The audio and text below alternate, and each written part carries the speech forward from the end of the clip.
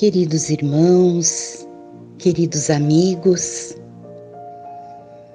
mais um momento de prece e reflexão do Lar Fabiano de Cristo, momento esse que nos faz tão bem ao nosso espírito, momento em que elevamos o nosso pensamento a Deus, a Jesus, aos amigos espirituais que estão conosco, nos ajudando, nos inspirando bons pensamentos, esperança, coragem, fé, para que possamos prosseguir a nossa caminhada, evoluindo, crescendo, aprendendo e conquistando os valores que o tempo nem a ferrugem podem apagar. Valores esses que levaremos conosco pela eternidade. Então, a mensagem de hoje se refere ao livro Minutos de Sabedoria, de número 246. Seja sempre nobre em sua expressão de trabalho, se quiser atrair para si a nobreza dos companheiros de luta. Demonstre sempre, inicialmente, a sua própria nobreza, para que os outros se mirem no seu exemplo e o imitem. Seja bem educado antes de exigir que os outros o sejam.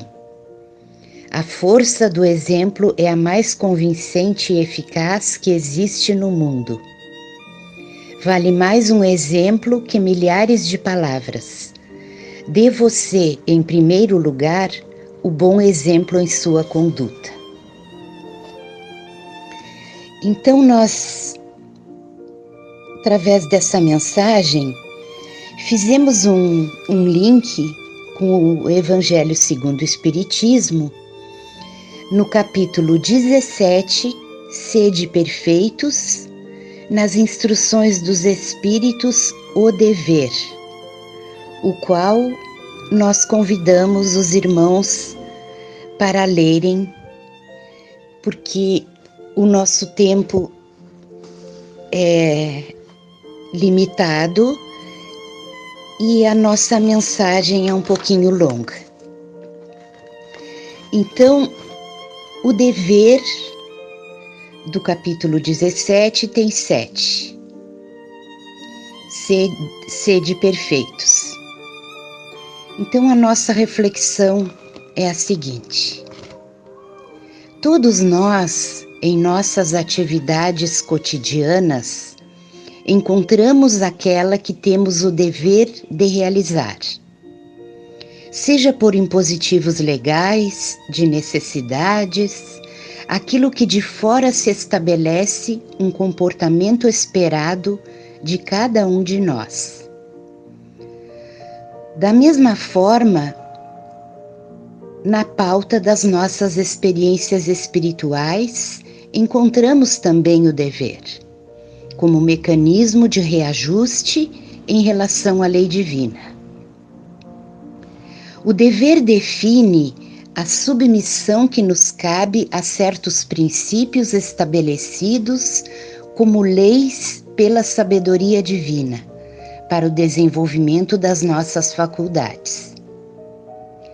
Segundo Emmanuel, o dever não somente é algo que se impõe sem algum propósito, ele tem origem no ajustamento das leis divinas em relação àquilo que nos compete realizar para nosso próprio crescimento.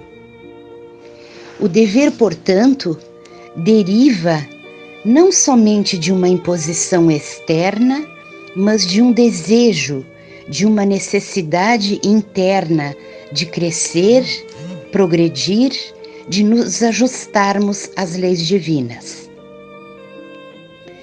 A doutrina espírita no Livro dos Espíritos, item de número 614, traz uma reflexão muito interessante sobre a temática desse ajustamento às leis divinas.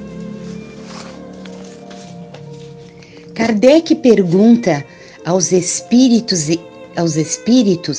em que consiste a lei natural. Os espíritos respondem: a lei natural é a lei de Deus e a única verdadeira para a felicidade do homem.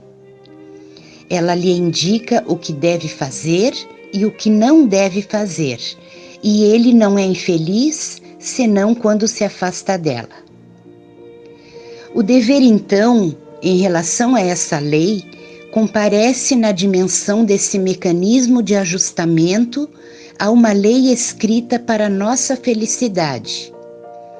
Não é, portanto, uma imposição que ignora os nossos interesses, nossos sonhos, nossos anseios, nossas características.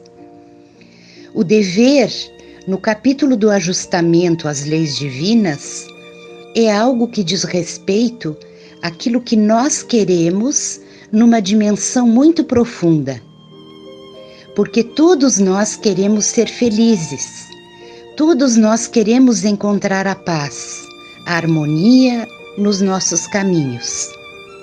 Mas quando nós olhamos para a realidade que nos cerca, muitas criaturas se perdem em ilusões muito tristes, porque se dedicam a tarefas, propósitos, atividades que podem parecer muito agradáveis a princípio, mas que na realidade conduzem a precipícios negros e profundos. A lei divina estabelecida pelo Criador diz respeito à nossa felicidade. Ajustar-nos a ela, portanto, é o dever que nos cabe na busca dos nossos próprios interesses, como seres imortais. Kardec também pergunta aos espíritos, no item 621 do Livro dos Espíritos: onde está escrita a lei de Deus? E os espíritos respondem: na consciência.